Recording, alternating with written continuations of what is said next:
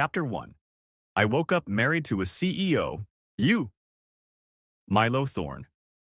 Woke up with a migraine, glitter in his hair, and an expensive silk sheet draped over his very naked body.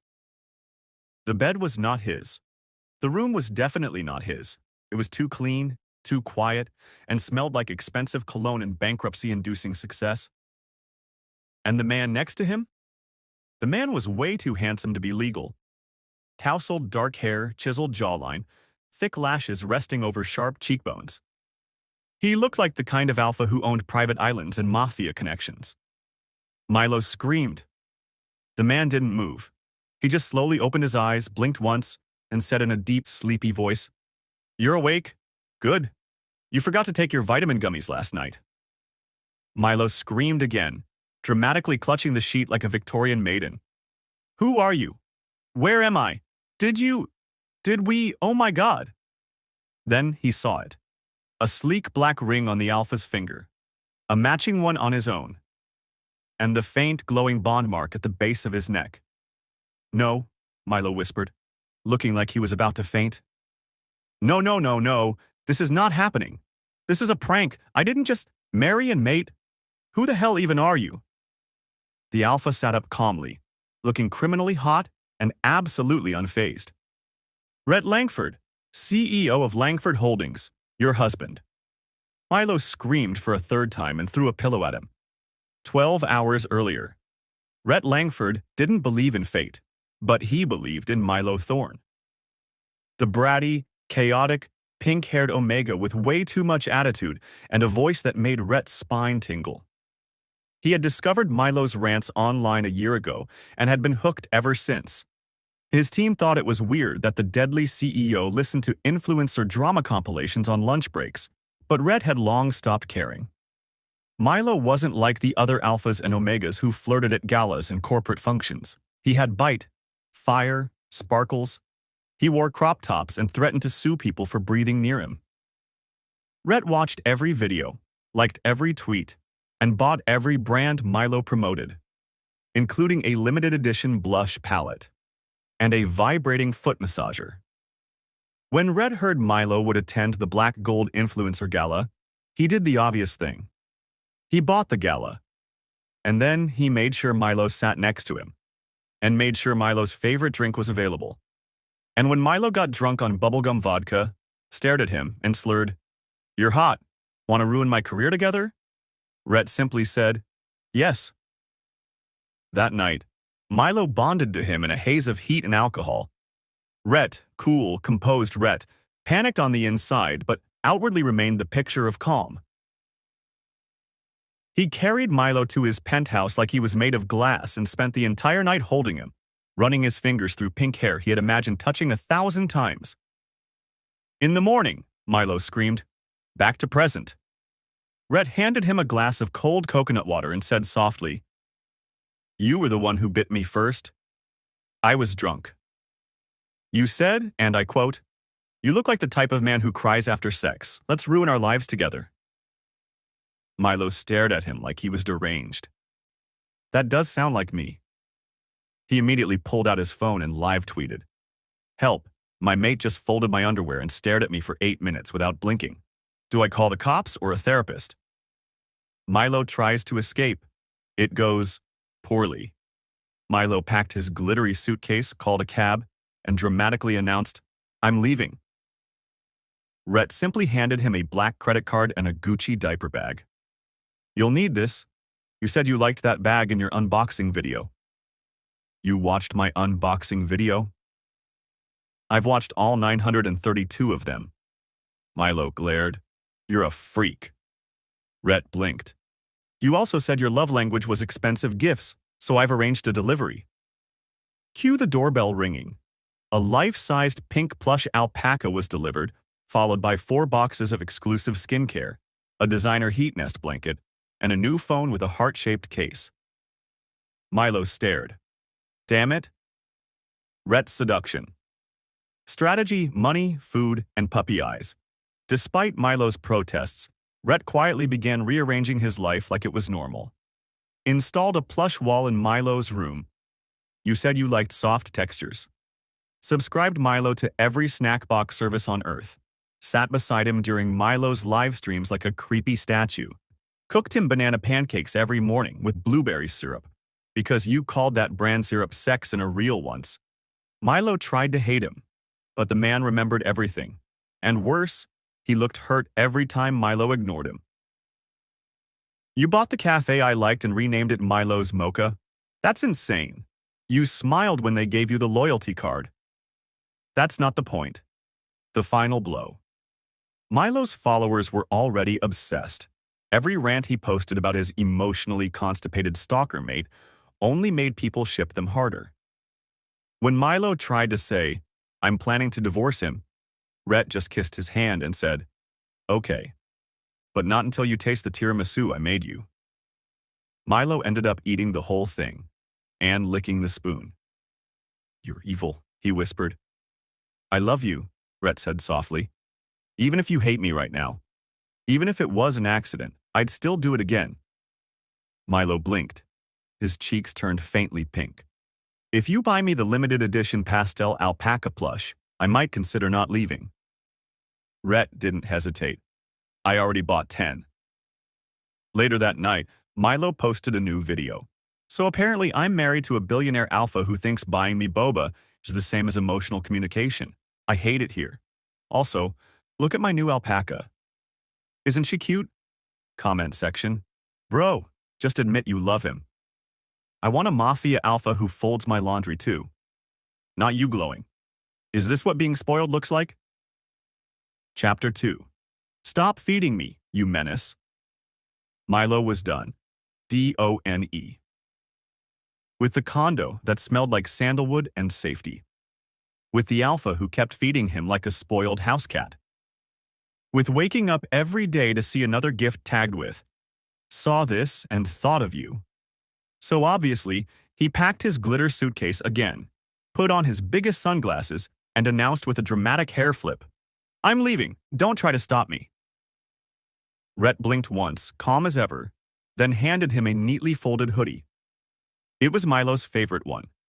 Freshly washed, lavender-scented, soft enough to ruin his entire escape arc.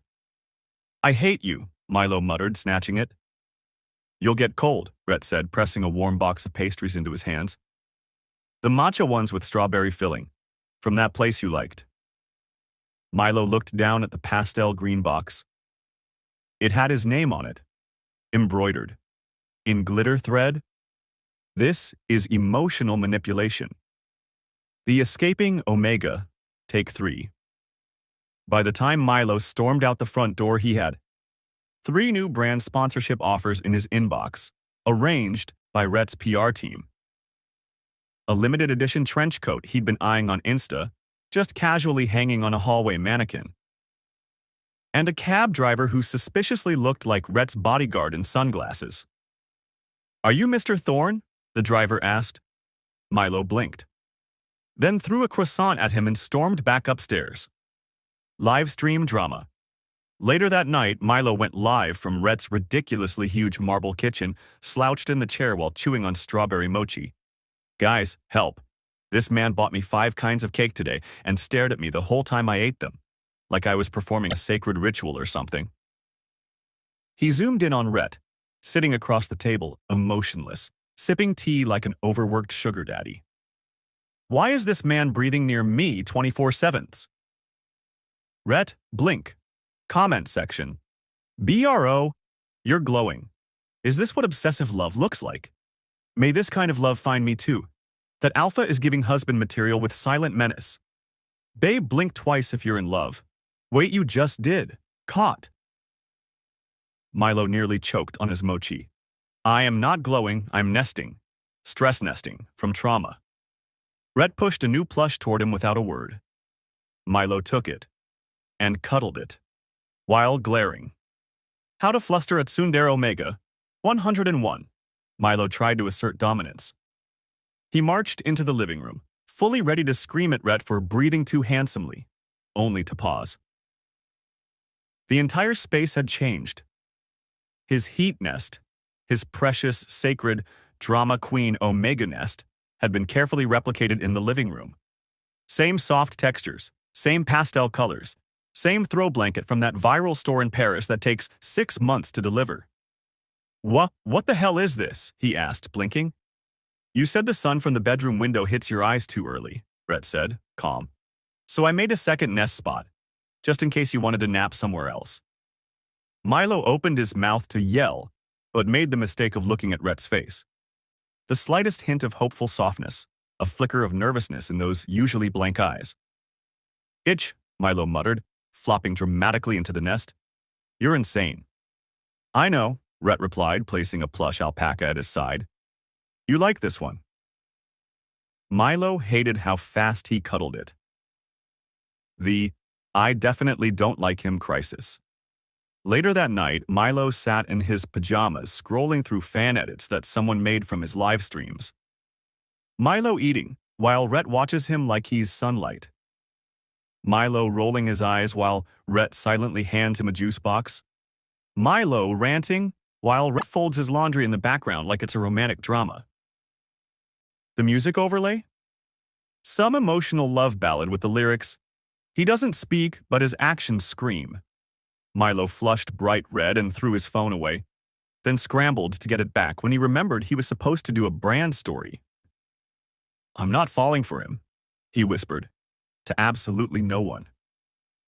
Comment section under his new post, y'all, he called him the menace, with heart eyes. This is literally a BL manhwa plot and I'm living for it. At this point, I'd let Rhett stalk me too. Oh, you bought another cafe? Milo finally confronted Rhett the next morning. Okay, first you bought my favorite cafe and renamed it after me, which was creepy but flattering. But now, why did I get an email saying you own the building my second favorite cafe is in? Rhett, stirring Milo's milk tea calmly, in case you got tired of the first one. Milo threw a cushion at him. You can't just buy buildings to impress me. You said you liked powerful men, Rhett replied quietly. Milo short-circuited. Clingy alpha, soft disaster. That night, Milo fell asleep in the heat nest wearing one of Rhett's oversized hoodies. He woke up to arms wrapped gently around his waist. Rhett's chest pressed to his back, warm, steady, safe. Milo mumbled, half asleep, "Stop feeding me, you menace." Rhett smiled faintly, nose brushing the back of Milo's neck. You skipped lunch yesterday. Stalker, Milo whispered, nuzzling closer despite himself. Rhett didn't respond. He just tightened his hold, like if he let go, Milo would vanish. Chapter 3. I'm pregnant with his demon spawn. There were a few signs Milo might be pregnant. First, he cried because his cupcake had too much icing. Second, he ate 5 pickles dipped in whipped cream and liked it. Third, he nearly set Rhett's sweater on fire because it wasn't soft enough. But Milo being Milo, he blamed everything on stress, the algorithm, and stupid alpha energy polluting my nest vibes, until he skipped his heat. And then threw up after eating banana pancakes, his favorite. Cue full-body Omega meltdown. I'm not pregnant, Milo announced to his plushies while pacing dramatically in Rhett's marble kitchen. I am cursed. This is karma for mocking that one baby influencer last year. He glanced at his reflection. His cheeks were rounder, his scent was warmer. His midsection was suspiciously soft. Milo screamed. The confrontation. Milo burst into Rhett's home office like a soap opera villain. I have something to tell you. Rhett didn't even look up. You're pregnant. Milo blinked. What? How did you? I noticed your scent changed 3 weeks ago, Rhett said calmly, typing something on his laptop. I scheduled a doctor's appointment. It's tomorrow, 9:30 a.m. Milo short-circuited. Wait, you knew and didn't tell me. You said you'd stab me if I ever mentioned pregnancy before you were ready. That does sound like something I'd say. Omega, in crisis. Milo spent the rest of the day in a plush nest, dramatically draped in a fuzzy blanket like a dying Victorian heroine. Rhett sat on the floor beside him, silently sewing. What are you doing? Milo asked with a sniffle. Rhett held up a handmade plush, an exact replica of Milo's favorite angry emoji, complete with pink blush and pouty brows. Milo stared, then clutched it to his chest. "I'm carrying the spawn of my stalker Alpha," he tweeted later. "He just kissed my feet. I fear for my sanity." Pregnancy goes public. The bump was tiny, barely noticeable. But trust the internet to notice everything. Milo posted a casual pic of himself in an oversized sweater, sipping strawberry tea. Unfortunately, the caption, "Craving lemon chips and war crimes," didn't distract fans from the slight curve in his belly. Comments exploded. "Is that a bump? No cause, Rhett 100% knocked him up on purpose and I support it. Pregnant bratty elite character arc. Y'all, this is literally plot." Before Milo could delete it, it was trending. #bumpgate, #pregnant brat, #stalker base strikes again. He buried himself in the nest and refused to come out for 7 hours. Brand start calling. By the next morning, a luxury maternity line emailed Milo a 6-figure sponsorship deal. A famous Omega nutrition company offered to name a smoothie after him. A diaper company sent a golden pacifier with baby thorn engraved on it. Milo posted a photo of himself glaring at the camera, holding the pacifier with one hand and a jar of Nutella in the other. Caption, "I didn't choose this life. This life tackled me and licked my ankles." Fans went feral. "We need a reality show. Rhett, please, live stream yourself building the crib. If this ends in a wedding bump photo shoot, I will scream." The nursery that ruined his will to leave, Milo wandered into one of the spare rooms Rhett had mysteriously locked. Inside, a fully designed nursery, pastel galaxy theme, soundproof walls, blackout curtains, miniature cloud-shaped lights, and a tiny shelf filled with baby-sized designer sunglasses. Milo blinked. Hard. "Why is this crib more expensive than my entire apartment used to be?" "You liked the brand," Rhett said simply, "and you said our baby deserves aesthetic excellence." Milo whirled around. "I was joking on a podcast. I don't take your dreams lightly. Stop being cute, you freak." The feet-kissing incident. Later that night, Milo was lying in the nest, feet sticking out from the blanket. His back hurt. His cravings were spiraling. His emotions were on fire. He was about to throw a tantrum when Rhett gently sat down, picked up Milo's feet, and kissed them softly. Milo stopped breathing. "You've done everything on your own for so long," Rhett murmured. "You don't have to now." Milo blinked fast. "I still hate you," he whispered. "I know." Milo sniffled. "But if you find me purple slush at midnight, I might tolerate you." Rhett was out the door in 4.2 seconds. Chapter 4. He's not cold, he's just love-dumb. Milo Thorne was glowing. Not that he'd admit it out loud. But between the shiny bump, the daily massages, and the unlimited cupcakes, life was suspiciously good. Which was alarming. Rhett Langford, cold, terrifying, mafia-coded Alpha CEO, had officially entered Alpha Dad Mode trademark. And it was deranged. Pregnancy brat arc unlocked. Milo waddled into the kitchen, bump out, face grumpy, and declared, "I want banana chips, duck plushies, and a playlist of angry K-pop filtered through rain sounds." Rhett, without missing a beat, handed him a tray of banana chips, opened a giant box labeled Emergency Duck Plush #12, and tapped on his tablet. "Already downloaded. Thunderstorm version 2. Milo paused. "God, you're annoying," he muttered, cheeks pink, hugging the duck plush anyway. The unhinged alpha. Dad and mate. Since discovering Milo was pregnant, Rhett had enrolled them in prenatal yoga classes. He just stood behind Milo doing breathing exercises like an emotional bodyguard. Designed bulletproof baby onesies, because you get dramatic enemies sometimes. Built a rotating crib that adjusted to room temperature, Milo's mood, and the moon cycle, just in case the baby's like you. Milo stared at the crib like personally insulted him. "This is more high-tech than my old phone," Rhett replied, completely serious. Your phone glitched once during your third trimester rant. I don't trust it anymore. The tabloid incident. Milo was scrolling through social media when he saw it. Headline: Milo Thorne, unfit for motherhood? Sources say he's too immature to raise a child with Langford. His heart dropped. He stared at the screen in silence. Then Rhett came in, saw the headline, and went feral.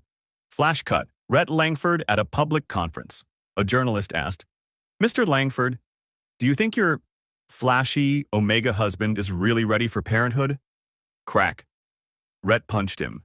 No hesitation, no expression, then calmly fixed his sleeves and said, "He's more than ready.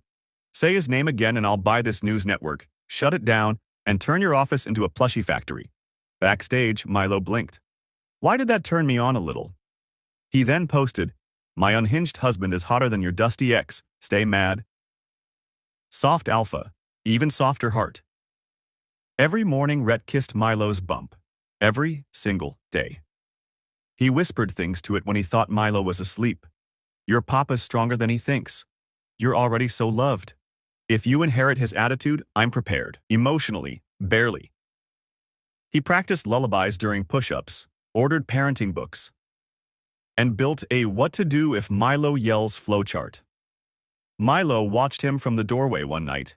Hair a mess, hoodie too big, bump visible under the hem, and felt weirdly warm. "God," Milo whispered, "he's so embarrassing." Then secretly went to his crafting drawer and started knitting matching sweaters. One for Rhett, one for the baby, one oversized one for himself. Because whatever, he was bored. And it was soft yarn. Not feelings. Definitely not feelings. Brat Omega versus baby kicks. When the baby kicked for the first time, Milo gasped so loudly Rhett dropped an entire glass of orange juice. It moved. Your gremlin spawn moved. Rhett froze, then immediately knelt, hand hovering over the bump. "Do it again," he whispered, eyes wide, voice cracking for the first time. "Say please." "Please?" Milo smirked, smug. "He's already more obedient than you." Unmate. Crisis, softly cancelled. Milo had once sworn he'd unmate Rhett, rip the bond out, sue him, and turn it into a drama podcast. Now? He lay in bed, Rhett curled behind him like a heater with arms, whispering lullabies and pressing gentle kisses to his shoulder blade. Milo fake sighed. Maybe I'll delay the unmate thing, like 5 years for the baby." Rhett, half asleep, whispered, "You said that last week." "I'm unpredictable. Keep up." Rhett only smiled. Internet breaks. Again. Milo uploaded a final video titled, "How I Accidentally Married My Obsessed Alpha and Became the Internet's Baby Daddy." Not clickbait. He sits in Rhett's lap, fake glaring at the camera while Rhett gently kisses his bump, wearing the matching sweater Milo knitted, unwillingly admitted it was soft. In the background, plush ducks, baby playlist, a suspiciously expensive stroller. Comment section exploded. "We need a season 2. Milo and Rhett forever." Brat Omega supremacy. "Their baby is gonna be iconic, I just know it." Someone make fan art of CEO Rhett changing diapers in a 3-piece suit, please. And that's how their life full with chaos, money, luxury drama, and most importantly, their unhinged love continues to grow.